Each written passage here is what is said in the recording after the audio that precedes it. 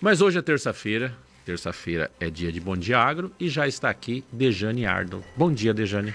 Bom dia, João. Bom dia a todos os colegas aqui no estúdio, a todos os nossos ouvintes pelo estado de Mato Grosso. Hoje é dia de falar de agro também, né? Eu vi que você também já sofreu Nova Mutum, né? Entra na cidade e não consegue sair. Eu digo que não é nem o sair, porque Mutum é muito acolhedora. Gosto muito do município. É o chegar, o entrar também, né? Da mesma forma, não né? Tem entrada, não entra, não sai. Muitas vezes a gente passa querendo até dar uma chegada no município, mas não tem esse acesso facilitado pela BR-63. Realmente, eu já comentei isso com meu marido, que a gente passa direto ali. Você tem um acesso melhor, né? Quem você trouxe pra gente hoje? Hoje, olha, a gente estava ali conversando, tem muito assunto, dá para dividir em vários programas, né? Assuntos atuais, assuntos aí que exigem atenção. A gente vai falar sobre direito agroambiental, por isso a gente sempre traz especialistas aqui no Giro Conte e também no Bom Dia Agro. E hoje é a doutora Alessandra Panizzi de Souza. Obrigada por estar aqui, por aceitar esse convite nessa manhã. Bom dia. Bom dia, é uma honra e uma gratidão poder estar aqui nesse momento, falando de uma matéria que eu gosto muito. Cumprimento a todos em nome da Dejanane e fico aqui à disposição. Então, Alessandra, a gente estava falando justamente de março, um mês de prazos nessa área ambiental, nessa área do direito também agrário. Que prazos, principalmente, aí o produtor rural precisa ficar atento até o final deste mês? Bem, nós temos que falar primeiro do produtor rural. Quando a gente fala nessa situação, todo mundo que tem licença ambiental, ou CAR, ou um PRA, não importa a atividade que seja, ele precisa ter o cadastro técnico federal perante o IBAMA. Além de todas as licenças estaduais, ele tem que ter esse cadastro. E dentro desse cadastro, hoje é um mês que você tem que ir lá comprovar se você tem resíduos, não tem resíduos, atualizar o seu cadastro no valor que está a sua empresa hoje. Porque o que a gente tem visto, alguns começam com pequenas empresas, cadastram no Cadastro Técnico Federal do IBAMA e ao longo dos anos vão aumentando seus faturamentos e esquece de fazer essa atualização. E hoje isso pode gerar uma multa. Além disso, é o primeiro mês que a gente tem que pagar a primeira parcela de 4 em relação à taxa de fiscalização do IBAMA. Então isso é importante porque se essa taxa não for paga, você pode ser executado no futuro. Além disso, ela trava o seu cadastro técnico federal e você não consegue fazer compras e vendas entre estados porque o seu cadastro estaria suspenso temporariamente se não tiver em dia com esse ponto. E mais do que isso, ainda que não estejamos diretamente no agro, mas a atividade de mineração hoje tem crescido nas propriedades rurais, é o mês que você também tem que fazer o relatório anual de lavra, identificar o quanto você produziu no ano anterior e apresentar esse relatório à ANM, que é a Agência Nacional de Mineração. E nessa questão que envolve aí o IBAMA, a gente enquadra então propriedades de todos os portes. De todos os portes. Quem tiver o CAR está incluso nisso. Está incluso. Então, quem tiver licença ambiental, independente do tamanho da sua propriedade, do seu empreendimento, ou um CAR, você tem que ter esse cadastro técnico federal. Até mesmo, se você hoje exercer, dependendo da sua atividade, pessoa física, também teria que ter o cadastro técnico. Eu tenho o meu perante o IBAMA. E como é que está esse acesso ao IBAMA? Nós falávamos até antes da entrevista de algumas mudanças, né? Mudanças aí em função do novo governo, do novo período, uma nova gestão federal que surgiu e algumas mudanças nessa área ambiental. Que mudanças mais significativas foram feitas e estão aí trazendo, ou trouxeram benefícios, ou estão atrapalhando um pouco a vida aí? Bem, nós tivemos no início do ano uma polêmica que foi o CAR saindo do Ministério da Agricultura e indo para o Ministério do Meio Ambiente. Eu digo que ele voltou para a casa dele. Independente disso, quais são os efeitos? Eu preciso lembrar que em Mato Grosso nós temos nosso CAR estadual e que o nosso CAR já está dentro da Secretaria Estadual de Meio Ambiente. Então, diretamente, não existe nenhum efeito para os produtores nossos. Entretanto, independente de onde esteja o CAR nacional, se o governo, a União, decidir enrijecer a fiscalização ou as regras em relação ao uso de recursos naturais, isso vai ter um efeito cascata para os estados, independente de onde esteja o CAR. Uma outra grande mudança, e eu achei que foi uma perda para o cenário do direito ambiental como um todo e até para o proprietário rural, é que o IBAMA lavrava uma multa e você podia pedir, num prazo de 20 dias, uma conciliação. Aguardava um tempo razoável, de uns 4, 5 meses, abria uma conciliação virtual, onde você podia aquela multa, você não tinha como se defender, mas existem multas que não têm defesa, não é que não tem defesa, você prorroga com o tempo. Quem desmatou depois de 2008, ou quem desmatou, na verdade, ano passado, sem a licença, ele pode estar numa área possível de desmate, mas estava sem a licença, algum acordo ele teria que fazer. E você iria para essa conciliação e conseguiria uma redução significativa do valor da multa e o restante do valor iria para um projeto. Hoje isso acontece? Sim, mas não mais diretamente. Você tem que fazer a defesa. Dentro dessa defesa, o analista que pegar o seu processo vai verificar se você tem reincidência, se você teve aumento disso, se sua multa está num valor razoável, para depois analisar a sua conciliação. Então, a gente vai ter um prazo maior de indefinição dessa resposta. Mais burocracia. Mais burocracia, mais demora para se solucionar os impasses. Você falou dessa questão de desmate. A gente sabe que Mato Grosso tem diferentes percentuais conforme o bioma em que a propriedade está inserida. E há muitas propriedades que ainda possuem um crédito, que elas têm aí a possibilidade de abrir novas áreas legalmente. Isso tem acontecido? O produtor tem tentado, tem conseguido fazer essa ampliação legal das suas áreas? Então, a gente chama até de remanescente. Bem, se a gente perguntar num prazo hábil, nós tivemos uma dificuldade muito grande ao longo dos anos, praticamente zero de licenças. De uns 2 anos para cá, a Secretaria Estadual de Meio Ambiente tem soltado mais licenças de desmate para quem é de direito, certo? Que a gente chama de desmatamento legal. Ainda assim, existe um volume muito grande sem essa resposta, por uma questão de que, ano passado, nós chegamos a um ponto, para você ter esse desmate autorizado, você tem que ter um CAR aprovado, que é justamente o Cadastro Ambiental Rural da propriedade, que analisa onde é a área de reserva legal e se tem remanescente para você poder desmatar. Nós chegamos em julho a ter só 12 pessoas fazendo essa análise. A partir de julho foram contratados, se eu não me engano, 54, 50, um número muito maior, e que deu um lastro para que a gente pudesse tomar um fôlego, a gente fala nós produtores, e obter essas licenças. Mas a gente percebe que ainda assim há uma demora, o que às vezes faz com que o produtor opte em abrir e depois arcar com as consequências da multa naquela área que já seria de direito dele fazer uso.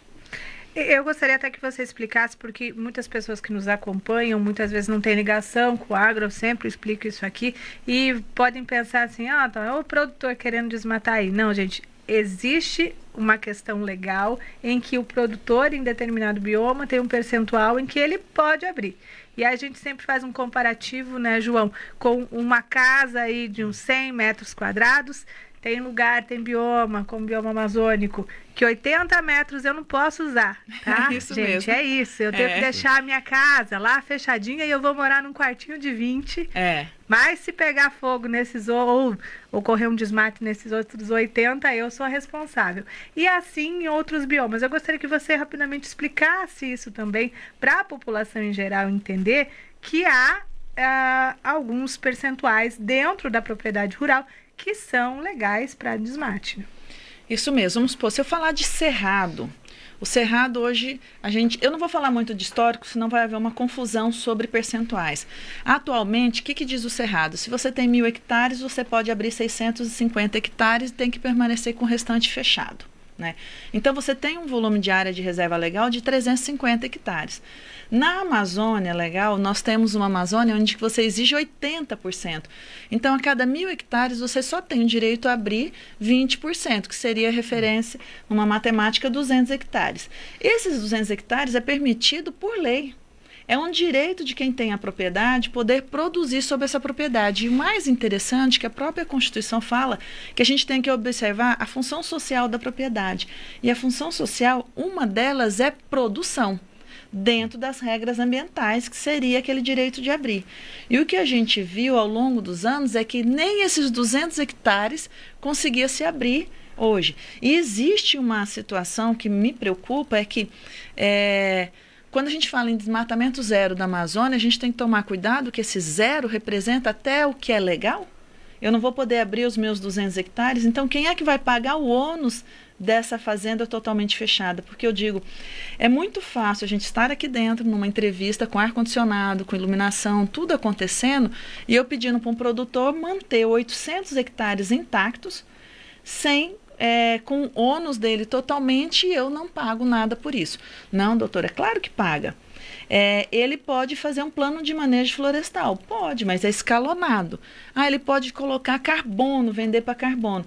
Hoje a gente tem observado que carbono voltou a estar no mercado, ainda é incipiente, e ele tem nesse atual conjuntura, como o método dele ainda é muito alto para você fazer as valorações, as empresas estão pedindo acima de 10 mil hectares.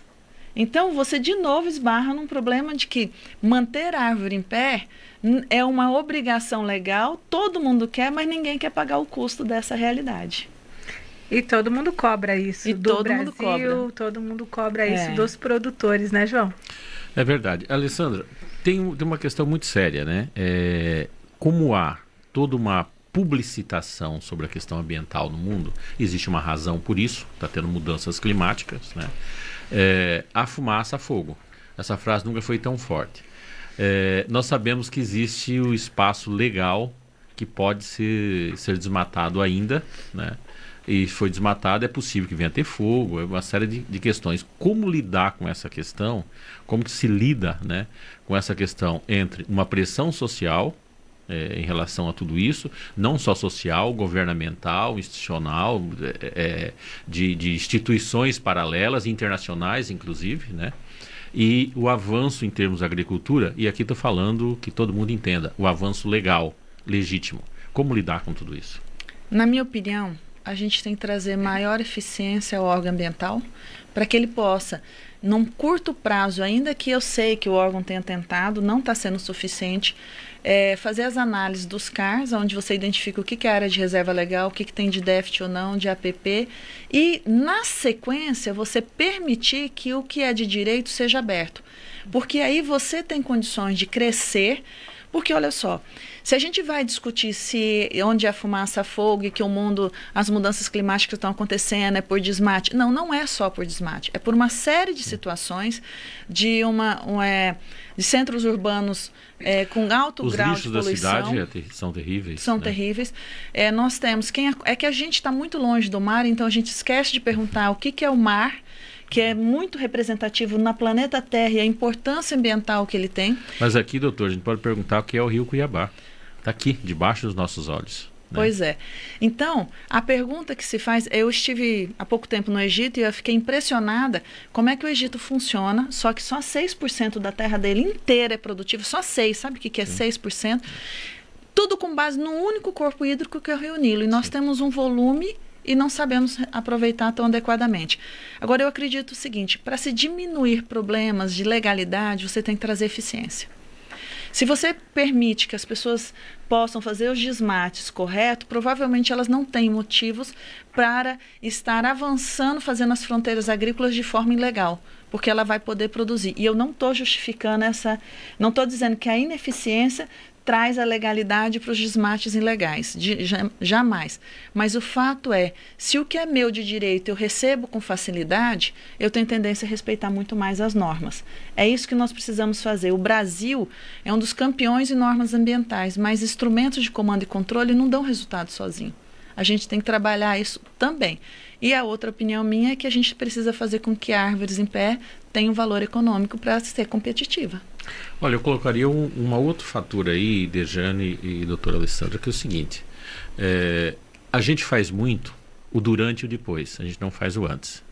Para mim, governo do estado, prefeituras, produtores, as instituições deveriam fazer publicidade anterior, dizendo qual vai ser o período que vai ter desmatamento, qual vai ser o período de fogo, o que é legal. Quando a fumaça já sobe para o céu, aí fica todo mundo correndo atrás. Para mim, falta esse trabalho. Deixando a gente que lida com comunicação, a gente sabe o que é essa vacina que se aplica. Para mim, nunca se aplica a vacina a isso. A gente só corre atrás do problema. E eu diria mais uma questão que a gente tem visto esse endurecimento, e eu acho que isso tem que ser feito, e os produtores rurais com quem eu converso também defendem isso, porque é como a Alessandra falou. O produtor rural, tendo a oportunidade de trabalhar dentro da legalidade da área dele, ele vai fazer aquilo ali, sim, produzir, ok. Sim. Mas existem muitos oportunistas também, que chegam numa área, a gente tem visto isso há muito mais tempo em Mato Grosso e mais recentemente no estado do Pará, que chegam nessas áreas, abrem a área a qualquer custo, e colocam gado lá, como se isso fosse uma propriedade rural. Isso não é uma propriedade rural. São oportunistas que chegam ali e se passam por proprietários, sim, e dizem que aquilo ali é produtivo. Então, muitas vezes a imagem que se tem disso, em função de ali ter gado, é como, né, se fosse uma propriedade. E há mesmo toda essa união desses entes para que trabalhe de forma mais correta. Mas eu queria também questionar a Alessandra, já que a gente falou de fogo, nesse período aí, já a gente se prepara e há também uma preparação dos produtores para um período de seca que vai chegar. Há necessidade de maior atenção dos produtores também nesse período, até por uma questão legal para se prevenir aí de possíveis multas. Então o produtor já começa fazendo toda uma limpeza na sua propriedade também, né? É importante, a gente sempre fala o seguinte, existe 2 momentos do período de fogo, o preventivo e o repressivo. Eu coloco, primeiro é uma obrigação legal ter o aceiro nas propriedades rurais, que é aquela limpeza nos limites da propriedade. Tanto a sua quanto do vizinho, para que você tenha um aceiro maior e se porventura o fogo pegar, ele não consiga transpor uma fazenda na outra. Eu sempre falo o seguinte, faça vídeos, fotos das cercas, do aceiro, converse com os vizinhos, estejam preparados, tenham um caminhão-pipa, não é todo mundo que pode ter, mas de repente o vizinho mais próximo, localize isso. Por que acontece em Mato Grosso? A gente percebe sim um fogo ilegal, mas muito menos do que acontecia há anos atrás, mas o estado tem, no período de seco, estado muito seco. Eu falo assim, tem lugares que você fala fogo, ele pega fogo, fala fogo, queimou. E aí você não consegue controlar isso. E dentro disso, se você não consegue, e aí como é que você evita um prejuízo maior?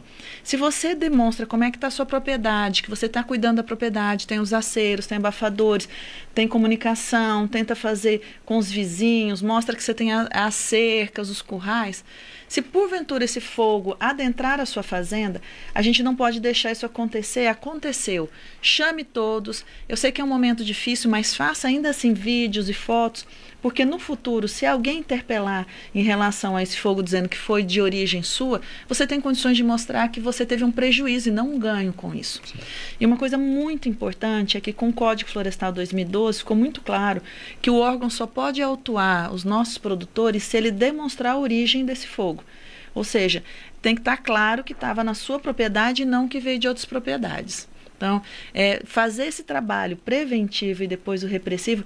E outra coisa, comunique a bombeiros e defesa civil, mas não tem no meu município. Liga para alguma autoridade, pega o nome para dizer eu fiz o que eu podia, o que estava ao meu alcance. Como você falou, muitas vezes esse fogo, ele adentra a propriedade, próximo a uma BR, próximo a uma estrada aí também, e causa aí um desastre na área produtiva, inclusive anos para recuperar essa área, no caso de ser uma área aí de agricultura. Tem uma pergunta do nosso parceiro o Antônio Luiz, lá de Pontes Lacerda. Bom dia, Antônio Luiz. Bom dia, Dejane. Bom dia também, doutora Alessandra. A pergunta é sobre o plano diretor, que é um instrumento básico de política de desenvolvimento e expansão urbana, segundo a Lei 10.257 de 2001, o Estatuto da Cidade, não sendo obrigatório para cidades com mais de 20 mil habitantes, desde que elas não estejam integrantes de regiões metropolitanas e aglomerações urbanas. Partindo desses regramentos e da sua experiência na área, como andam na prática as administrações com esses enfrentamentos de planos diretores que realmente atendam às necessidades dos municípios? Essa pergunta é do professor Alex, ele é coordenador do curso de Direito da Unemate, aqui de Pontes Lacerda, para o Bom Dia Agro, e para a doutora Alessandra, que está junto com a gente nessa manhã. Bom dia novamente. Bem, é difícil falar de forma geral num plano diretor porque a gente precisa analisar o caso em concreto, porque eles são individualizados. Se eu falar dentro de Cuiabá, na questão ambiental, eu vou lembrar que Cuiabá tem um licenciamento descentralizado, então ele já ganhou pontos em relação a isso. Cuiabá também tem uma tendência muito grande a ter zelo para as questões ambientais. Em relação às APPs, ainda que seja complicado, porque nós temos uma cidade que cresceu ao longo dos corpos hídricos. Eu faço parte do Conselho Estadual de Recursos Hídricos, a gente estava justamente discutindo hoje um problema seríssimo do Rio Cochipó, Barbado e assim por diante, porque a própria concessionária precisa desses corpos hídricos para diluição e eles já estão no limite dessa diluição dos efluentes. Então, assim, quando eu falo plano diretor, uma outra preocupação, os planos diretores exigiram os resíduos sólidos associado à lei de saneamento, que só vem sendo prorrogadas porque a gente diminuiu o volume de lixões, mas a gente só mascarou os lixões. Nós transformamos em aterros sanitários controlados e não aterros sanitários verdadeiros, né? Mas aí eu diria o seguinte, é complicado. Como é que eu vou falar de uma cidade como Rondolândia, ou vou em Alta Floresta, ou Sinop, porque eu não tenho conhecimento propriamente dito dessas áreas. Existem as regras, deveriam ser cobradas, mas infelizmente, até mesmo por algumas expansões urbanas, a gente não consegue colocar tudo em prática, como a gente ia falar isso dentro da propriedade rural. Agora, eu acredito que toda vez que você tem um licenciamento descentralizado, o que é isso? O município pode licenciar e liberar as licenças, você tem um controle maior e uma agilidade, porque você desafoga uma secretaria estadual e permite que as peculiaridades dos municípios sejam analisadas no processo de licenciamento. E aí você é mais justo tecnicamente com todos. Eu sei que foi uma resposta evasiva, eu não fujo das minhas respostas, mas eu também tenho que ser franca, porque eu teria que ter mais propriedade para falar de cada município. Não, tudo bem. E o tempo também, né, João? Nessa área ambiental, há muito o que se falar. Sim. Dentro da propriedade, fora da propriedade, responsabilidades de quem produz lá no campo, de quem está na cidade também. Aí a doutora Alessandra citou os córregos que cortam Cuiabá, que são muitos, e a gente vê muitos bairros crescendo no entorno desses córregos e muitas vezes poluindo também, infelizmente. Poços tubulares sem licença. Tem muita coisa. A gente pode trazer ela novamente outro dia aqui. E eu teria um minutinho. Tem. Pode. Deixa eu colocar um assunto muito importante. Eu falo assim, o estado de Mato Grosso tem 3 áreas de uso restrito, que é a planície pantaneira do Araguaia, a planície pantaneira do Pantanal e a planície pantaneira do Guaporé. Em setembro do ano passado, o CONSEMA publicou a resolução 45 falando como é que a gente vai usar essas áreas úmidas, porque não só essas planícies pantaneiras, que são áreas de uso restrito, a gente tem outras áreas úmidas também, pontuais, menorzinhas. O detalhe é que foi proposta pelo Ministério Público Estadual uma ação civil pública pedindo para suspender a vigência dessa resolução, que era a resolução que tinha dado um fôlego para os produtores rurais poderem produzir nessas áreas. E não foi o doutor Rodrigo Curvo está com esse processo concluído, ainda não se manifestou. Eu espero que ele, como de praxe, ele é bem consensual, ele é bem razoável. Eu admiro muito esse juiz, no qual ele ouça primeiro a SEMA para depois decidir liminarmente. Sim. Mas a minha grande preocupação é que tem 2 anos que esses 3 biomas, não é nem biomas, as 3 áreas de uso restrito, principalmente quem está na região de Cocalinho, de São Félix do Xingu e assim por diante, estão sem produzir. Eles não podem abrir 1 metro quadrado, quem produz, quem não produz não consegue mais licenciar, numa situação muito complicada, e de novo nós travamos o Estado nesse sentido. E aí a minha pergunta é, e agora? Se for concedida e for suspensa essa resolução, o que essas pessoas vão poder fazer no futuro? E são muitas famílias que estão nessas áreas. Muitas. Há muitos anos. Sem resposta. E entra justamente nos municípios que mais necessitam. Isso mesmo. E que estavam nessa expansão, né? Verdade.